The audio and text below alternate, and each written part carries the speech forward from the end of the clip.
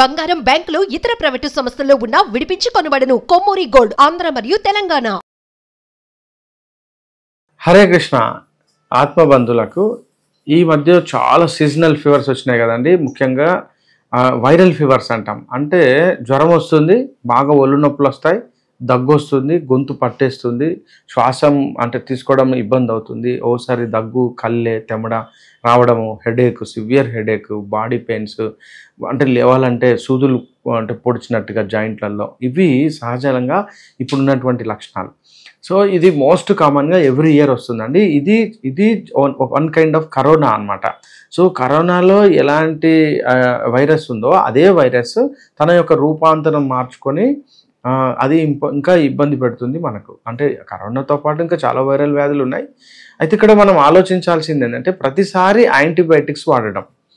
So యాక్చువల్గా antibiotic అంటే anti bacterial అంటారు. అంటే ఒక జీవిని చంపడం, అంటే సూక్ష్మాంగ జీవిని చంపడం, మన శరీరంలోకి వచ్చేటువంటి సూక్ష్మాంగ జీవి ఏదైతుందో దాన్ని చంపడం. ఇప్పుడు టీబీ ఉందనుకోండి, టీబీ బ్యాక్టీరియాతో వస్తుంది, లెప్రసీ బ్యాక్టీరియాతో వస్తుంది.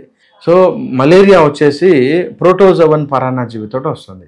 సో ఇలా మనం ఏం చేయాలంటే, సో ప్రతి జ్వరము మనము యాంటీబయాటిక్స్ వాడకూడదండి. ఫస్ట్ సీజన్ అనుకోండి, సీజనల్గా మనం వైరల్ ఫీవర్స్ వస్తాయి కదా, ఎట్టి పరిస్థితుల్లో యాంటీబయాటిక్ వాడకుండా ఫస్ట్ మనం ఒక 4-5 రోజుల పాటు టెంపరేచర్ను తగ్గించుకోవడానికి ట్రై చేయాలి. చిన్నపిల్లలైనా పెద్దవాళ్ళైనా. వైరల్ ఫీవర్ అని ఎట్లా గుర్తుపడతామండి అంటే, వైరల్ ఫీవర్లో ఒకటి ఏంటంటే సడన్ ఆన్సెట్, అంటే అప్పటికప్పుడే ఒక 5 నిమిషాలు 10 నిమిషాలలోనే పేషెంట్ డల్ అయిపోతాడు, హై టెంపరేచర్ వస్తుంది, హెడేక్ వస్తుంది, ఇప్పుడు నేను చెప్పిన బాడీ పెయిన్స్ వస్తాయి, లక్షణాలు. ఒక్కోసారి కొంతమంది దద్దుర్లు వస్తాయి, ఒళ్ళంతా ఎర్రటి దద్దులు, ఒకవేళ ఇట్లా బెందులు అంటాం, అట్లా గోర్లతో గీకితే ఎలా గోర్లతో గీకితే అలాగే ఆ లైన్స్ పడతాయి. ఇది ఖచ్చితంగా వైరల్ వ్యాధి. సో మనకు తెలుసు కదా, మన ఇండియాలో ఎప్పటి నుంచో తల్లి అంటాము, ఆటలమ్మ, పొంగు, చికెన్ పాక్స్ అంటాం కదా, స్మాల్ పాక్స్, దానికి సంబంధించినవే ఇవన్నీ జబ్బులు అనమాట. సేమ్ అంటే ట్రీట్మెంట్ కూడా సేమ్. ఆయుర్వేదంలో యాంటీ వైరల్ యాక్టివిటీని కంట్రోల్ చేయడానికి చాలా ఉపాయాలు ఉన్నాయి. కానీ వేరాజ్ ఇప్పుడు మోడర్న్ వాటిలలో యాంటీవైరల్ లేక ఏం చేస్తారంటే పెయిన్ కిల్లర్తో పాటు కొంచెం సపోర్ట్స్ ఇస్తారు. సపోర్ట్ ట్రీట్మెంట్ అంటే బాడీ ఫ్లూయిడ్స్ తగ్గకుండా వాళ్ళు ఎక్స్టర్నల్గా అంటే బాటిల్స్ పెడతారు, తర్వాత ఇంజెక్షన్స్, పెయిన్ కిల్లర్ ఇవ్వచ్చు, ఓకే.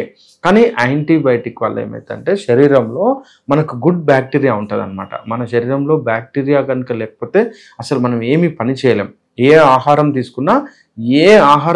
తీసుకున్నా జీర్ణం కావాలంటే లాస్ట్ మూమెంట్లో బ్యాక్టీరియానే జీర్ణం చేస్తుంది మనందరికీ, అన్ని జంతువులకు కానీ మనుషులకు కానీ. సో ఇప్పుడు మనము ఒక డైజెషన్ పవర్ ఉందనుకోండి, అంటే ఒక ప్రాసెస్ ఏ నుంచి జెడ్ అనుకుందాం, అందులో ఎస్ వరకే మన మానవ శరీరం పనిచేస్తుంది. అంటే గ్రైండ్ చేయడము, నూరడం, మెత్తగా చేయడము, ఒక ఫైన్ పేస్ట్ లాగా చేస్తుంది, అంటే పాలలాగా తయారు చేస్తుంది ఏ ఆహారాన్నైనా. కానీ ఇక పీల్చుకోదు, మన శరీరం పీల్చుకోదు అనమాట. సో అట్లా శరీరాన్ని పీల్చుకునేటట్టుగా చేయాలి అంటే బ్యాక్టీరియాలు, అది మన పొట్టలో ఉంటాయి.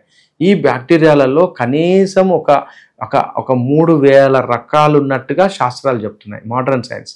3000 రకాలు నేను చెప్పేది.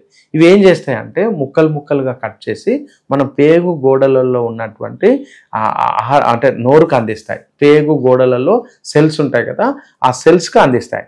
సో చాలా చిన్నగా మైన్యూట్, ఇంకా చెప్పాలంటే నానో పార్టికల్స్గా మార్చేది ఈ యొక్క బ్యాక్టీరియాలు. ఎప్పుడైతే మీరు యాంటీబయాటిక్స్ వేస్తారో ఆ బ్యాక్టీరియా కూడా చనిపోతుంది అనమాట. ఎప్పుడైతే ఆ బ్యాక్టీరియా చనిపోతుందో అప్పుడు మనకు జీర్ణశక్తి తగ్గిపోవడము, ఎప్పుడైతే జీర్ణశక్తి తగ్గిపోతుందో అబ్జార్ప్షన్ తగ్గిపోతుంది. ఎప్పుడైతే అబ్జార్ప్షన్ తగ్గిపోతుందో న్యూట్రియంట్స్ అంటాం కదా, అంటే పోషక విలువలు మన శరీరం తీసుకోదు.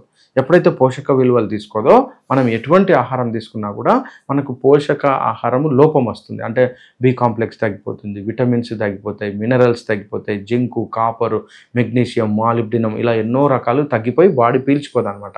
అప్పుడు ఏమైపోద్ది అంటే మనకు రానున్న రోజులలో మనకు వీక్నెస్ వచ్చేసి మనం పూర్తిగా డ్యామేజ్, అంటే మన శరీరం మొత్తం డ్యామేజ్ కావడానికి అవకాశం ఉంది. సో దయచేసి ఈ యొక్క వైరల్ వ్యాధులకు యాంటీబయాటిక్స్ వాడకూడదు. మరి ఏం వాడాలి? సో ఆయుర్వేదంలో చాలా మంచి చికిత్సలు ఉన్నాయి. Government of India, central government వాళ్ళు ఆయుష్ 64 అనేటువంటి ఒక టాబ్లెట్ ఇచ్చిందండి, చాలా బాగా పనిచేస్తుంది. లేదా కాలమేఘ అనే ఒక టాబ్లెట్, అంటే నేలవేముతో ఒక టాబ్లెట్ దొరుకుతుంది. అది కూడా లేకపోతే సుదర్శన ఘనవటి అని టాబ్లెట్ దొరుకుతుంది. సుదర్శన కషాయము, సుదర్శన ఘనవటి మరియు సుదర్శన పౌడర్ చూర్ణం ఏదైనా తీసుకోండి. మీరు దాన్ని అక్కడ ఉన్న అనుపానాలు మామూలుగా గోరువెచ్చని నీళ్ళతో తీసుకోవచ్చు. చూర్ణం అయితే 5 గ్రాములు పొద్దున, 5 గ్రాములు సాయంత్రం, జ్వరం తగ్గేదాకా. మరి టాబ్లెట్ అయితే కూడా రోజుకు పొద్దున 2, మధ్యాహ్నం 2, రాత్రి 2, ఒక వారం రోజుల పాటు మీ యొక్క శరీర బరువును బట్టి. సో ఇది డోసేజ్ కొంచెం అక్కడ ఉన్నటువంటి ఆయుర్వేద డాక్టర్ గారిని సంప్రదించి మీరు డోసేజ్ ఫిక్స్ చేసుకుంటే ఈ యొక్క యాంటీవైరల్ ఎఫెక్ట్ ఉన్నటువంటి ఎన్నో రకాల హెర్బ్స్ ఆయుర్వేదంలో ఉన్నాయి. హరే కృష్ణ.